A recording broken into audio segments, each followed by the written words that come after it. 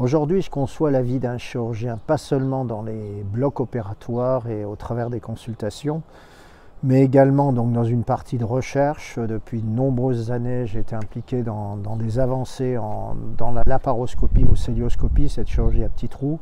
C'est dû aux rencontres que j'ai faites en début de carrière avec les pionniers de la cœlioscopie, dont en particulier le chirurgien qui pour la première fois au monde a fait une vésicule sous cœlioscopie. C'était en 1987, c'était un Français, Philippe Mouret, un chirurgien de Lyon que j'ai connu au Vietnam, où on a partagé de nombreux projets et des temps de formation auprès de nos amis vietnamiens. Donc la formation, c'est important.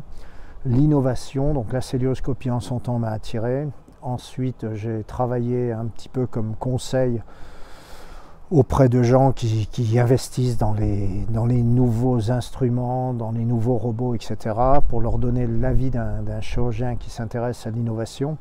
Et en particulier, je me suis tourné vers quelque chose qui a disparu. Ça a été une étoile filante, on appelait ça le spider sleeve.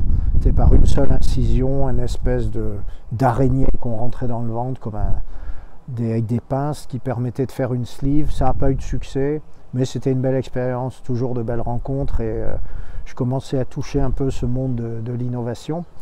Ensuite, j'ai été contacté par l'inventeur du Bariclip, dont assez rapidement je suis devenu, j'allais dire, le bras droit.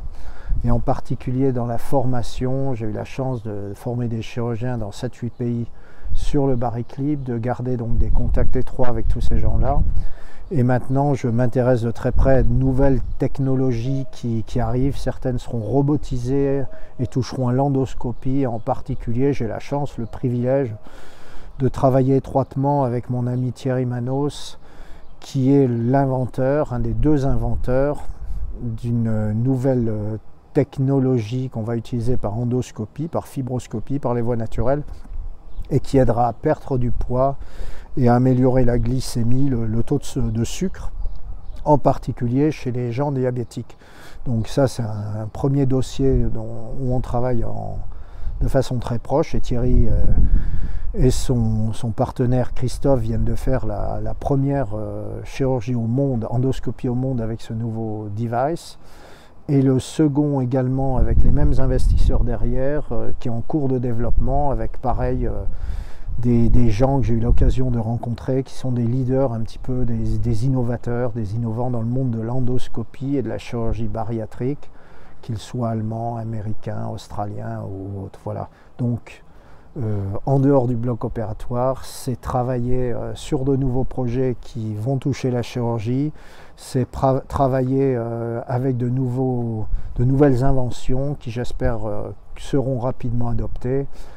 Et ça, tout ça pour le bénéfice de nous tous et de tous les patients surtout. Voilà, merci.